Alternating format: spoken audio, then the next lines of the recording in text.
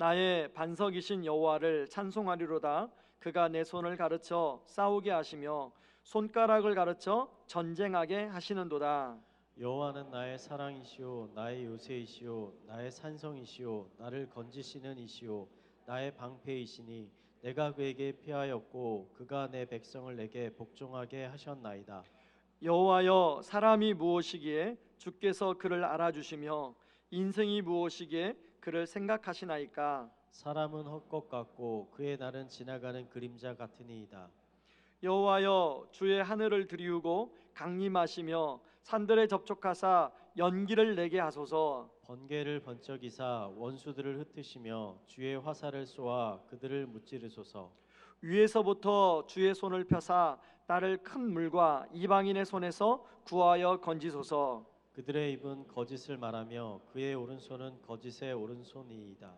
하나님이여, 내가 주께 새 노래로 노래하며 열줄 비파로 주를 찬양하리이다. 주는 왕들에게 구원을 베푸시는 자시요 그의 종 다윗을 그 해하려는 칼에서 구하시는 자신이이다. 이방인의 손에서 나를 구하여 건지소서. 그들의 입은 거짓을 말하며 그 오른손은 거짓의 오른손이니이다. 우리 아들들은 어리다가 장성한 나무들과 같으며 우리 딸들은 궁전의 양식대로 아름답게 다듬은 모퉁이 돌들과 같으며 우리의 곳간에는 백곡이 가득하며 우리의 양은 들에서 천천과 만만으로 번성하며 우리의 숫소는 무겁게 실었으며 또 우리를 침노하는 일이나 우리가 나아가 막는 일이 없으며 우리 거리에는 슬피 부르짖음이 없을진데. 함께 읽습니다. 이러한 백성은 복이 있나니 여호와를 자기 하나님으로 삼는 백성은 복이 있도다. 아멘. 시편 144편은 왕궁 시편이라고 불리는 노래입니다. 왕궁에서 왕들이 행사를 하면서 이 시편 144편을 불렀는데요. 여러분 아시다시피 시편 144편은 다윗이 지은 시라고 소개되어 나옵니다.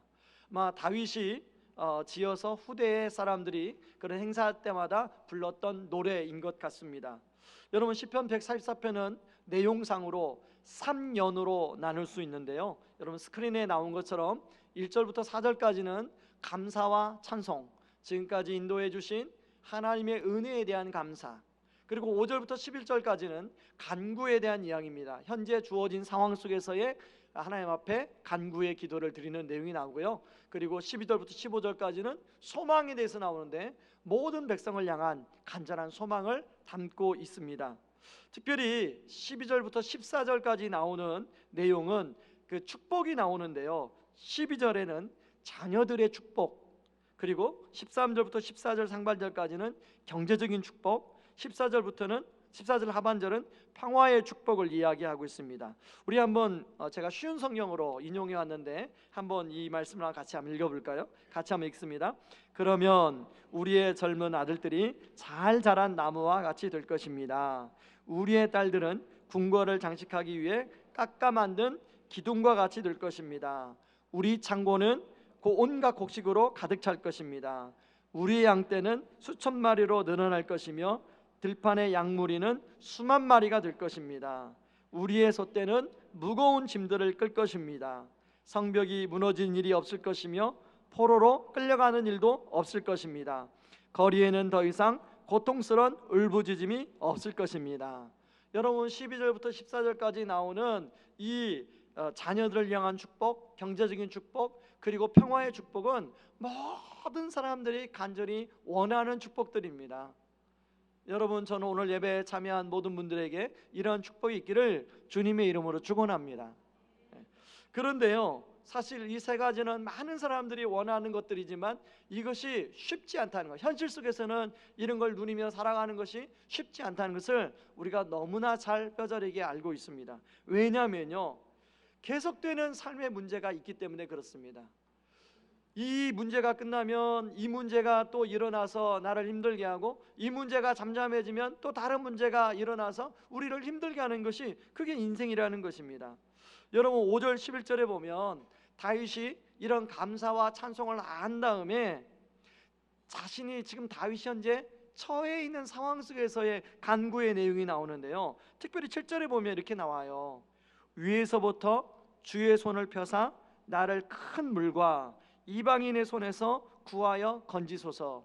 지금 다윗은 큰 무리라고 생각하는 어떤 위협 가운데 있다는 것을 우리가 알 수가 있습니다. 그리고 그 큰 물의 위협이 이방인의 손으로 지금 뭔가 이루어지는 상황이라는 걸 우리가 좀 감지할 수가 있습니다. 144편 11절에도요, 이방인의 손에서 나를 구하여 건지소서라고 이렇게 나옵니다. 여러분, 지금 다윗은 감사와 찬양을 올려드리고 있지만 여전히 큰 물과 이방인의 위협 가운데 있다는 것을 알 수가 있습니다. 여러분, 이 시편 144편을 우리가 이해하기 위해서는 사무엘하 10장을 우리가 같이 읽으면 좀 이해할 수가 있습니다. 여러분, 사무엘하 10장으로 한번 가보시죠. 사무엘하 10장에 보면 암몬 왕 한운이 아람 왕 사람들과 또 다른 주변의 이방 사람들과 연합을 해서 다윗을 공격해 오는 내용이 나옵니다. 여러분, 사무엘하 10장 6절 말씀 제가 인용해 왔습니다. 같이 한번 보시죠. 암몬 자손들이 자기들이 다윗에게 미움이 된 줄 알고 암몬 자손들이 사람을 보내 베트롯 아람 사람과 소밧 아람 사람의 보병 2만 명과 마아가 왕과 그의 사람 1000명과 돕 사람 12,000명을 고용한지라. 이렇게 많은 군대가 지금 이스라엘을 공격해 오는데요, 그 다음 구절에 보면 이스라엘 군대가 앞뒤로 포위를 당한 상황이에요. 근데 가까스로 하나님의 은혜로 그 아람 군대 연합군과 싸워서 승리했습니다. 그러면 이제 승리하고 패배했으니까 물러가고 더 이상 공격을 안 해와야 되는데, 그 다음 구절에 보면 이 아람 왕의 군대가 다시금 군대를 모집해서 더 많은 군대의 숫자로 지금 다윗의 군대를 공격하는 내용이 나옵니다. 요단강 건너편에 있는 아람 사람들 다 불러 모아서 병거 700대, 마병 4만 명으로 무장된 군대를 데리고 지금 다윗을 공격하고 있습니다. 이런 상황 속에서 지금 다윗이 드린 기도가 시편 144편이라는 걸 우리는 알 수 있습니다. 여러분, 그동안 수많은 전쟁터 가운데 승리를 하고 어떤 위험한 상황 속에서도 하나님 은혜를 경험했던 다윗이 지금 이 아람 군대 연합군의 이 공격 앞에 큰 위협을 느끼고 있어요. 여러분, 다윗 역시도 이런 상황 가운데 많이 흔들렸을 것입니다. 실제로요, 그 시편 20편도 바로 이 상황과 관련된 말씀인데요, 시편 20편 1절에 보면 이렇게 다윗이 고백합니다. 환난 날에 여호와께서 내게 응답하시고 야곱의 하나님의 이름으로 너를 높이 드시며. 지금 있는 분 한번 보시기 바랍니다. 그 문제가 없이 그냥 평안하게 잘 지내다 오신 것 같잖아요. 여러분, 제가 참 존경하는 목사님이 한 분 계십니다. 이 목사님은 지금 한국교회에 그 복음으로 한국교회를 새롭게 하는데 중요한 역할을 하는 분 중에 한 분이라고 저는 생각합니다. 여러분, 대부분의 목사님들이 주로 이렇게 과거의 이력들이 보면 주로 어려운 집안에서 태어나서 하나님의 은혜로 목사가 되어서 정말 하나님께 쓰임받는 그런 목사님들이 참 많은데요, 이분은 좀 이력이 특이합니다. 이분은요, 어릴 때부터 아버님께서 중견기업의 CEO였어요. 중견기업의 오너였습니다. 그러다 보니까 어린 시절, 청소년 시절, 대학 시절 아무런 어려움 없이 다녔어요. 심지어는 그 기사가 데려다주는 차로 통학을 할 정도로 그 집안이 부유했습니다. 여러분, 우리가 다 부러워하는 분 아닙니까? 여러분, 그런 사람 우리가 나도 좀 그렇게 좀 살아봤으면, 우리 아버지가 좀 그랬으면, 그거 다 부러워하는 거 아닙니까? 이분이 이제 꿈을 갖고 대학을 졸업하고 이제 미국에 유학을 갔습니다. 미국에 유학을 가서 신학을 잘 공부해가지고 내가 돌아와서 한국교회를 섬기리라. 그리고 또 미국에 유학 가는 가운데 이제 박사과정 맞는 가운데 아주 좋은 자매를 만나 결혼했습니다. 그때까지 아무런 문제가 없었어요. 인생이 순탄하게 흘러가는 거였어요. 근데 어찌어찌해서 그 사랑하는 자매랑 갈라서게 되는 것입니다. 제가 얼마 전에 그 목사님 강의를 듣는데, 저는 그 목사님이 너무 부유하게 자랐기 때문에 저분은 고난이 없겠다, 지금도 목회를 저렇게 잘하시는데 고난이 없겠다. 그런데 이분이 불쑥 강의 가운데 자기가 이혼한 경험이 있다는 거예요. 그것 때문에 자기 인생이 너무너무 힘든 시간을 거쳤다는 거예요. 자기가 그것 때문에 깊은 우울에 빠졌었다는 거예요. 여러분, 그분이 미국으로 유학을 갈 때 이제 돌아와서 한국에 다시 한국 교회를 뭔가 복음으로 새롭게 일으키는 일을 하겠다. 이분이 돌아가기 전에는 IBP라고 선교단체 간사를 했거든요. 대학생들을 가르치면서 말씀으로 이렇게 살아라 저렇게 살아라 가르쳤던 분한테, 후배들한테 내가 따뜻하게 와서 더 말씀을 잘 가르치겠다 그랬던 분인데, 본인이 그 어려운 상황을 놓이니까 후배들 볼 면목이 없더래요. 그러면서 자기 인생 30대에 이제 인생이 이렇게 끝나는구나, 나는 더 이상 하나님 앞에 쓰임받을 수 없구나. 여러분, 지금도 목사가 이혼했다고 그러면 뭐 이상한 그런 것으로 바라보는 그 눈들이 있지 않습니까? 근데 그 당시는 지금은 더 하면 더 했지 덜하지는 않았습니다. 그렇기 때문에 이분이 아예 한국으로 돌아온 걸 포기했어요. 그냥 난 앞으로 목사도 못할 것 같다 이렇게 생각했대요. 그런데 자기를 가르치는 교수님을 만나서 교수님이 기초로 카운셀링을 해주고, 그리고 옆에서 잘 도와주셔서 그 어려움 속에서 빠져나오고, 한국으로 나올 수 없었는데 옥하는 목사님이 이 목사님의 그 복음에 대한 열정을 귀히 여기고 이 목사님의 상황은 다 덮어주시면서 그 사랑의 교회로 그렇게 청빙을 해서 사랑의 교회에서 목회를 하다가 이제 다른 교회를 개척해서 지금은 뭐 그 교회가 한국 교회 진짜 건강한 교회로 서 있습니다. 그리고 그 목사님 하신 얘기가, 본인이 그런 아픔을 겪었다 보니까 그런 아픔을 겪은 성도님들을 만나서 복음을 전하는 일에 하나님이 본인을 사용하시더라는 거예요. 여러분, 이분이 하는 강의 가운데 얼마 전에 썰리가 그렇게 참 안타까운 죽음을 보내지 않았습니까? 그런데요, 이분이 썰리가 죽기 전에 몇 번 썰리에게 복음을 전하기 위해서 만났다는 거예요. 썰리를 어떻게 하면 그 어려움 속에서 도와줄 수 있을까? 그 교회 지체들하고 함께 기도하면서 그 도와주는 상황 속에서 썰리가 그런 일이 생겼다는 거예요. 너무 썰리를 생각하면서 너무 가슴이 아팠다는 거예요. 여러분, 우리가 인생에 때로는 인생에 흔들리는 어려움을 만날 때가 있습니다. 어떤 사람에게는요, 저 문제가 아무것도 아닌 문제처럼 보여요. 그러나 그 사람에게는요, 그 문제가 가장 큰 문제예요. 어떤 사람에게는 이 문제가 아무렇지도 않은 문제로 보이는데 그 당사자에게는 그 문제가 굉장히 큰 문제처럼 보여요. 저는 우리 성도님들의 그 기도 제목을 제가 다 기억할 수가 없어가지고 제가 기도 노트에다 적습니다. 그게 제가 오늘 아침에 보니까 그게 1000번이 넘었어요. 1000번. 올해 적는데 그게 1000번이 넘었는데, 응답된 것은 초록색으로 바꾸고 응답되지 않은 것은 빨강색으로 바꿉니다.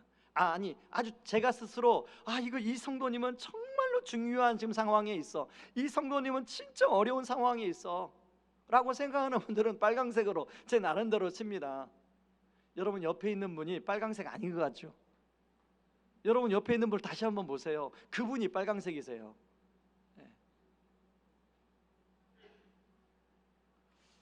여러분, 우리가 어려움을 만날 때 두 가지 반응을 하는데요, 아까 그 목사님처럼 정말로 절망의 나락에 빠졌다가 제자리로 돌아오는 사람이 있는가 하면, 그 어려움에 빠졌다가 영영 어려움 속에 헤매 나오지 못하는 그런 사람들이 있을 수 있다는, 케이스가 있을 수 있다는 것입니다. 저는 오늘 예배드리는 우리 성도님들이 그런 어려움이 찾아와 우리 인생을 흔들 것처럼 힘든 일이 있지만, 저는 다시금 제자리에 돌아오는 그런 은혜가 있기를 주님의 이름으로 축원합니다. 그렇다면 우리가 흔들리지 않기 위해서 어떻게 해야 할까요? 우리 같이 한번 그 밑에 있는 질문을 같이 한번 읽어볼까요? 나는 어떤 토대 위에 인생을 세워가고 있는가? 이게 질문해 봐야 된다는 것입니다. 여러분, 토대란 말은 집이나 어떤 건물을 세울 때 기반이 되는, 기초가 되는 지반을 이야기합니다. 그래서 어떤 토대 위에 그 건물을 세우냐에 따라서 그 건물의 안전도, 수명이 뭐 길 수도 있고 또 짧을 수도 있고 그렇습니다. 많은 사람들은 인생도 마찬가지죠. 많은 사람들은 자기가 중요하다고 생각하는 것을 그 토대 위에 자신의 인생을 건축해 나갑니다. 자, 시편 20편 7절에 보면 다윗이 이렇게 이야기합니다. 어떤 사람은 병거, 어떤 사람은 말을 의지하나 우리는 여호와 우리 하나님의 이름을 자랑하리로다 이야기합니다. 다윗은 지금 이 시편 20편 7절 말씀을 아까 말한 것처럼 사무엘하 10장에 나오는 아람 왕의 지금 생각을 하면서 이 말씀을 기록한 것 같아요. 아람 왕은 그 병거 700대가 있었어요. 마병 4만 명 있었어요. 그 군대로 자기의 왕의 그 기초의 토대를 쌓았어요. 그리고 그걸 굉장히 자랑스럽게 여겼어요. 그런 군대면 모든 다른 나라와 싸워서 이길 수 있다고 생각했어요. 그러면서 다윗은 이렇게 말합니다. 어떤 사람은 병거, 어떤 사람은 말을 의지하나. 그 당시에 이 아람 왕만은 그런 게 아니라 많은 왕들이 병거나 말을 의지하며 자기의 권력을 유지하기 위해서 그런 것들을 그렇게 붙들었습니다. 많은 왕들이 권력이라는 토대 위에 자기 인생을 쌓았어요. 그래서 신명기 17장에 하나님이 왕에게, 이스라엘 왕에게 당부하는 내용이 나오는데요, 17장 16절에서 이스라엘 왕들에게 병마를 많이 두지 말고 병마를 많이 얻으려고 그 백성을 애굽으로 돌아가게 하지 말라고 부탁합니다. 더불어서 그 왕들을 위해서, 자기를 위해서 은금을 많이 쌓지 말라고 말합니다. 여러분, 이왕이면 은금을 많이 쌓는 게 그게 진짜 지혜 아닙니까? 저는 그걸 생각합니다. 저는 우리 성도님들이 이왕이면 정말 하는 일이 잘 돼가지고 아까 시편 144편 12절에서 나오는 14절까지 나오는 그런 축복을 받아 누리길 바랍니다. 여러분 싫으십니까? 진짜 받아 누리기를 원합니다. 아무도 아멘을 안 하셨고 제가 그렇게 하는 겁니다. 받아 누리길 바랍니다. 그런데 성경은 은금을 많이 쌓지 말라는 거예요, 왕들에게. 왜냐하면 자칫 그것이 인생의 토대가 될 수 있다는 거예요.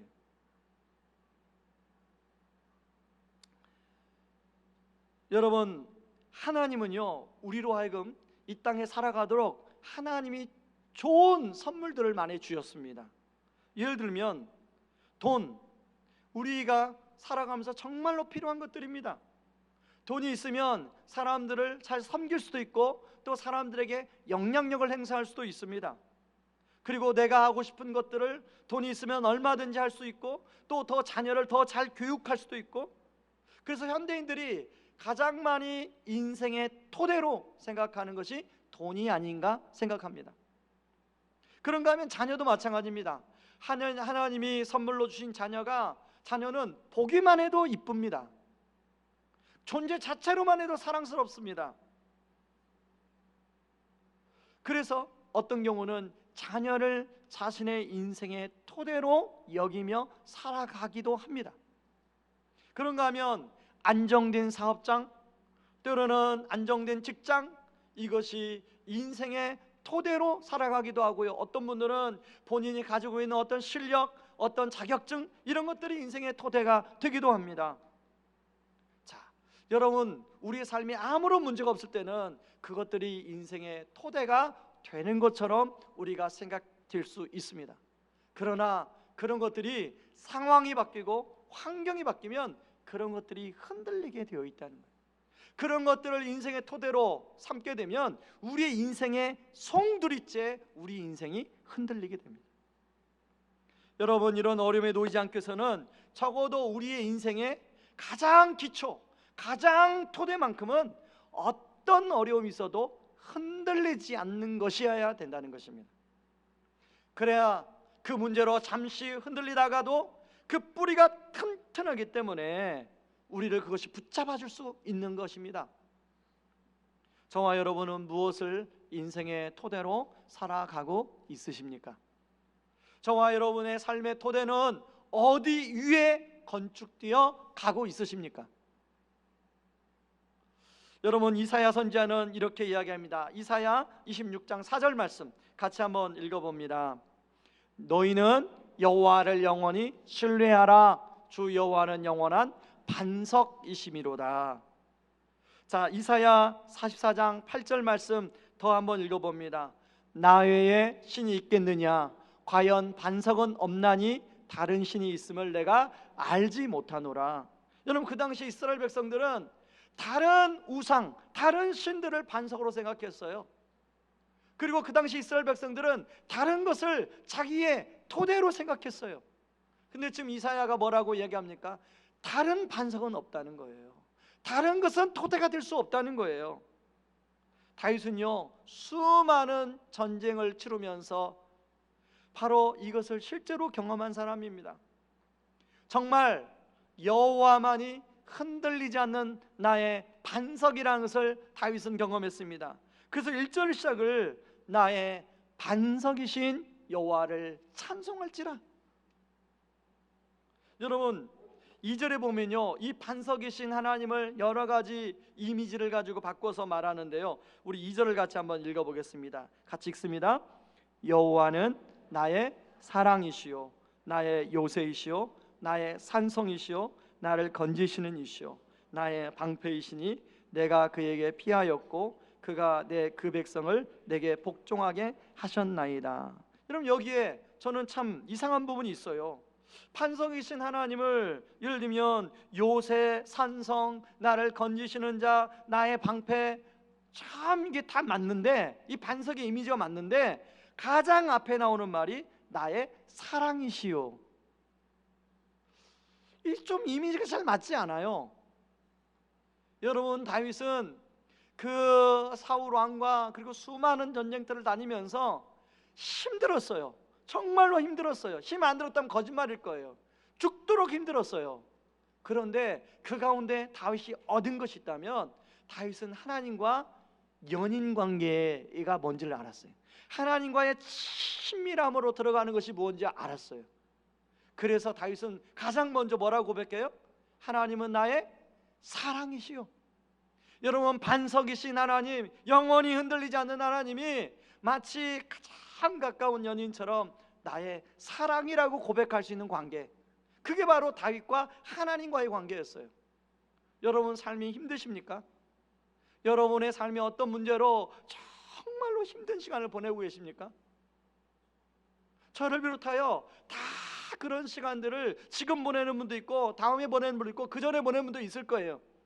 그런데 우리가 그 힘든 시간을 보낼 때 우리가 꼭 해야 될 일이 있는데, 하나님과 연인 관계로 들어가야 돼요. 그렇지 않으면 그 힘든 것만 우리한테 상처로 남지, 지나고 나면 아무것도 남지 않아요. 그러나 하나님과 깊은 친밀함 가운데 들어가게 되면 오늘 다윗처럼 하나님은 나의 사랑이시오, 나의 반석이신 하나님이 나의 사랑이시라고 고백할 수 있는 것입니다. 오늘 우리 성도님들 가운데 정말로 고난의 터널 가운데 보내는 분이 있다면 정말로 주님과 주야로 만나고 주님과 교제하며 주님과 친밀해지는 그런 은혜를 누리기를 주님의 이름으로 축원합니다. 여러분, 다윗도요, 수시로 하나님 앞에 자기의 기도 제목을 올려드렸어요. 힘들 때, 하나님, 내가 지금 이런 상황인데 저를 좀 도와주세요. 근데 하나님이 즉각적으로 응답할 때도 있었지만요, 하나님 어떤 성경을 보면 하나님 왜 침묵하십니까? 왜 하나님 답이 없으십니까? 하나님 살아계는 걸 아십니까? 살아 계신 건 맞습니까? 뭐 그런 내용이 많이 나와요. 때로는 우리가 하나님께 기도할 때 하나님은 우리의 기도에 즉각적 응답도 하시지만 때로는 기다려 주실 때가 있어요. 침묵하실 때가 있어요. 그러면 하나님이 손에 잘 안 잡혀요. 그렇지만 다윗은 그런 가운데 인내하며 하나님이 자기의 기도에 응답해 주셨다고 고백하는데요, 여러분, 우리 3절 4절을 여러분 가진 성경으로 같이 한번 읽어보겠습니다. 3절 4절 같이 읽습니다. 여호와여, 사람이 무엇이기에 주께서 그를 알아주시며 인생이 무엇이기에 그를 생각하시나이까? 사람은 헛것 같고 그의 날은 지나가는 그림자 같으시니이다. 아마 아람 왕과의 군대가 우리가 사무엘 하이를 읽을 때는 우리는 한 1분 만에 그 본문을 읽어요. 우리에게는 그게 1분 만의 사건이지만 다윗에게 그 아람 군대와의 전쟁은 굉장히 긴 시간일 수 있어요. 그 상황 가운데 여러분 오늘 이렇게 다윗이 요청하지 않습니까? 여호와여 주의 하늘을 드리우고 강림하시며 산들에 접촉하사 연기를 내게 하소서. 하나님이 막 지금 기도하면 막 지금 나타나서 막 하늘에서 막 불기둥을 내리시고 해서 막 아람 군대를 다 무찌르시고 그 다윗은 그러기를 원했을 거예요. 그런데 시간이 걸렸다는 시간이. 그 가운데 우리가 해야 할 것은 다윗이 했던 건 무엇입니까? 바로 정말로 하나님은 나의 사랑이시오, 하나님이 나의 사랑이라고 고백할 수 있는 관계가 되어야 돼요. 주님 정말 너의 사랑이시군요 라는 관계가 되어야 돼요. 여러분 다윗이 그 가운데 깨달은 게 뭡니까? 우리 인생이 헛것이래. 헛것. 이 헛것이라는 단어는 이 숨, 우리 숨 쉬지 않습니까? 이 숨을 말해요. 한숨, 지나가는 그림자 같다는 거예요. 여러분 우리는 하나님 앞에는 바로 그 정도의 비천한 존재밖에 안 돼요. 그런데 무엇입니까? 하나님이 우리를 아시고 우리를 생각해 주신다. 하나님이 여러분의 지금 누구에게도 말할 수 없는 여러분의 상황을 아시고 여러분의 상황을 생각해 주신다는 거예요. 여러분 이 시편 144편의 핵심 구절은 1절과 15절입니다. 우리 1절과 15절을 같이 한번 읽어봅니다. 같이 읽습니다. 마의 반석이신 여호와를 찬송하리로다. 15절 이러한 백성은 복이 있나니 여호와를 자기 하나님으로 삼는 백성은 복이 있도다. 여러분 이 두 구절이 시편 144편을 전체를 감싸고 있습니다. 다윗은 자신의 경험을 통하여 하나님만이 나의 반석이라는 걸 알았어요. 그래서 많은 이스라엘 백성들이 이 하나님을 자기의 하나님으로, 이 하나님을 자신의 반석으로 삼기를 원하는 마음으로 이 시를 노래하고 있습니다. 여러분 그래야만이 어떤 일을 만나더라도 우리 인생이 흔들리지 않는 인생이 되잖아요.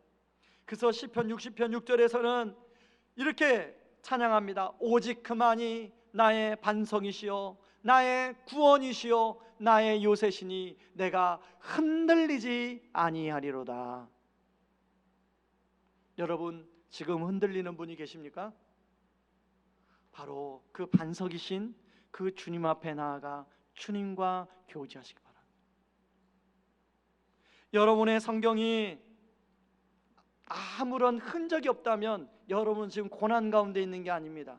여러분 진정한 고난, 진짜 고난 가운데 있으면 성경을 손에서 놓을 수가 없어요. 아직 여러분이 지금 성경을 손에서 놓았다는 것은 여러분이 지금 살만한 거예요. 여러분 성경을 별로 안 읽었다면 내가 지금 아직 살만하구나, 내 힘으로 좀 살만하구나, 그런 거예요. 여러분의 힘으로 도저히 살 수 없을 때는 진짜 다윗이 고백하는 건 오직 주만이 나의 반석이시오. 그러면 성경을 손에서 놓을 수가 없죠.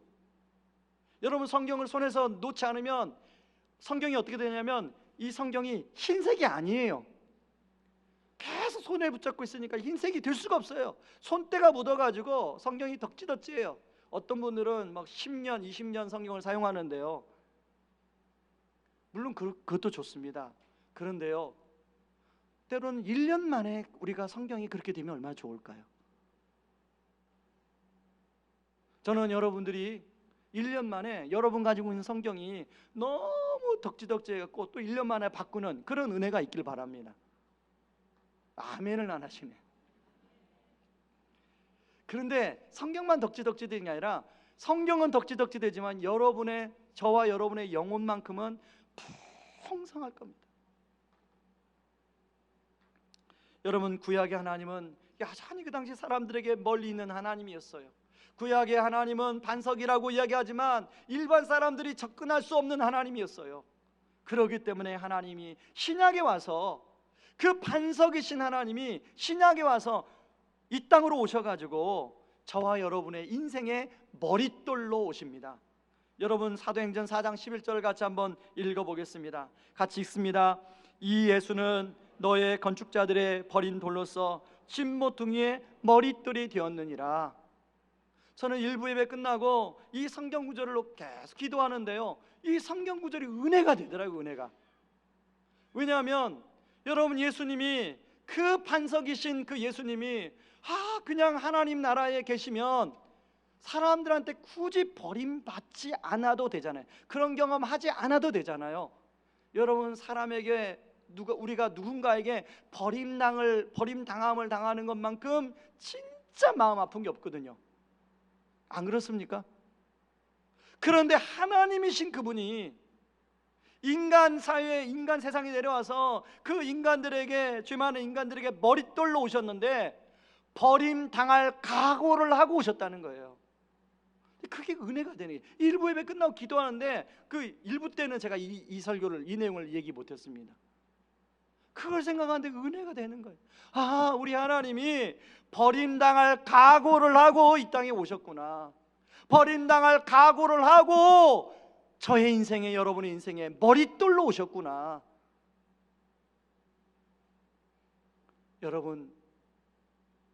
여러분은 그 예수님을 여러분의 인생의 진정한 머릿돌로 모시고 있습니까? 여러분의 인생의 진정한 머릿돌로 모시며 살아가고 있습니까? 아니면 다른 것들을 머릿돌로 삼고 예수님은 필요할 때만 갖다 쓰는 그냥 어떤 장식품 아니면 장식품. 여러분, 바울 역시 한때는 소위 자신이 세상이 가진 것들을 인생의 토대로, 반석으로 삼고 살았던 사람이에요. 출생 성분, 자신의 학벌, 자신의 의로움, 종교적 열심. 그런데 예수 그리스도를 만난 이후로 그 모든 것을 배설물로 버렸다고 바울은 고백하고 있습니다. 여러분, 빌립보서 3장 5절 8절인데요 먼저 5절부터 6절까지를 같이 한번 읽어보겠습니다. 같이 읽습니다. 나는 태어난 지 8일 만에 할례를 받았습니다. 이스라엘 민족 중에서도 베냐민 지파의 자손이며 히브리인 중에서도 히브리인입니다. 모세 율법은 내 인생의 안내자 역할을 하여 나는 율법을 가장 엄격히 지키는 바리새인이 되었습니다. 율법을 지키는 것에 너무나 열심이었으므로 교회를 핍박하기까지 하였습니다. 내가 모세 율법을 지키고 따르는 데 있어서는 그 어느 누구도 허점을 찾을 수 없을 정도였습니다. 여러분, 바울은 예수님 만나기 전에는 이런 것이 바울의 인생의 토대였어요. 바울이 이런 것이 인생의 반석이었어요. 그래서 다른 사람과 비교하면서 내가 너보다 낫다니까, 내가 너보다 훨씬 더 의로운 사람이야, 나는 그래도 이 정도의 사람이야, 이것들이 바울의 자랑이었습니다. 그런데요, 자 7절 8절을 읽어보겠습니다. 같이 읽습니다. 그때는 이 모든 것이 내게 너무나 소중하고 가치 있는 것들이었습니다. 그러나 예수 그리스도를 만난 이후 그 모든 것이 아무 쓸모없는 것임을 알았습니다. 그것들뿐만 아니라 이 세상 그 어떤 것도 내 주 예수 그리스도를 아는 것과 비교가 되지 않습니다. 예수 그리스도를 위하여 나는 모든 것을 버렸습니다. 모든 것이 쓰레기처럼 아무런 가치가 없다는 것을 이제 압니다. 이로써 나는 그리스도를 알게 되었습니다. 바울은 예수 그리스도를 만나는 순간 그 예수 그리스도의 존귀함, 그 예수 그리스도의 그 고귀함, 그 예수 그리스도를 만난 이후로 자기가 그동안에 자랑하고 반석으로 여겼던 모든 것을 다 파기시켰어요. 그리고 자기의 인생의 토대 위에 예수 그리스도를 올려놨습니다. 그리고 그 예수 그리스도의 터 위에 자신의 남은 인생을 세워가기 시작했습니다. 그리고 여러 가지로 흔들리는 사람들에게 이렇게 권면합니다. 고린도전서 15장 58절을 같이 한번 읽어봅니다. 그러므로 내 사랑하는 형제들아, 견고하며 흔들리지 말며 항상 주의 일에 더욱 힘쓰는 자들이 되라. 이는 너의 수고가 주 안에서 헛되지 않은 줄을 알미니라. 여러분, 우리가 왜 지칩니까? 사역하다가 왜 지쳐요? 당장 사역의 열매가 드러나지 않기 때문에 지치는 거예요. 근데 바울이 뭐라고 합니까? 주 안에서 헛되지 않은 줄 알미니라. 여러분, 우리의 사역 열매가 진정한 열매로 드러나는 때는 바로 주님이 이 땅에 임재하는 날입니다. 그리고 그렇지 않으면 우리가 육체적 종말을 맞이해서 우리가 주님 품 안으로 들어가는 순간 거기에서 진정한 사역의 열매를 맛보는 것입니다. 오늘은 추수감사 주일입니다. 교회 오래 다닌 분들은 추수감사절의 유래에 대해서 다 한 번쯤 듣고 알고 계실 것입니다. 그렇지만 한 번 더 좀 자세하게 제가 말씀을 드립니다. 여러분, 영국 왕의 핍박을 피해서 청교도들이 대서양을 건너 신대륙 아메리카로 가기로 결단을 합니다. 도저히 영국에서는 우리가 신앙생활을 할 수 없다. 신앙의 자유를 찾아서 비록 멀지만 저 아메리카로 우리 같이 가자. 그래서 배 2대가 떠납니다. 근데 여러분, 대서양의 그 항해가 쉽지 않았습니다. 결국은 한 배는 중간에 돌아오고요. 그럼 우리가 알고 있는 메이플라워만 신대륙 아메리카에 63일의 항해 끝에 장장 5,440km를 항해하여 신대륙 아메리카에 도착을 합니다. 근데 하필이면 도착할 때가 날씨가 좋은 때가 아니라 겨울이 시작되는 11월 중순이었습니다. 추위와 식량 부족, 그리고 원주민들의 냉대와 풍토병, 그 가운데서 하루에 2명, 3명씩 죽어나가기 시작했습니다. 총 102명이 도착을 했는데요, 겨울을 지낸 동안 2, 3개월 겨울을 지낸 동안 살아남은 사람이 50명밖에 없었습니다. 살아남은 사람들도 건강한 사람 몇 안 되고 다 이제 죽기 일보 직전이죠. 그런 가운데 낯선 땅에 봄이 되어서 낯선 땅에 씨앗을 뿌리고 추수한다는 게 쉬운 일은 아니었어요. 결국 이들은 그런 어려움을 이겨내고 첫 번째 추수를 해서 하나님 앞에 감사 예배를 드린 게 추수감사절의 시작이었습니다. 여러분, 이들이 그 어려움 속에서 이들이 버티고 견딜 수 있었던 이유는 무엇일까요? 자기의 부모님이 돌아가시고 자기의 자녀가 죽어나가는 그 102명 중에 52명이 죽어나는 가운데는 여러 가지 관계망 속에 있는 가까운 사람들이 그렇게 떠나갔을 거예요. 그럴 때 이 삶이 무슨 의미가 있는가? 신앙의 자유를 지킨다는 게 무슨 의미가 있는가? 이런 생각들을 얼마나 많이 했겠습니까? 그런데요, 그들이 그런 가운데서도 감사할 수 있었던 이유는 바로 영원히 흔들리지 않는, 죽음도 바꿀 수 없는 영원한 반석 되시는 예수 그리스도가 그분들 안에 있었기 때문에 감사 제사를 드릴 수 있었던 것이 아닌가 생각합니다. 저는 추수 감사절을 맞이할 때마다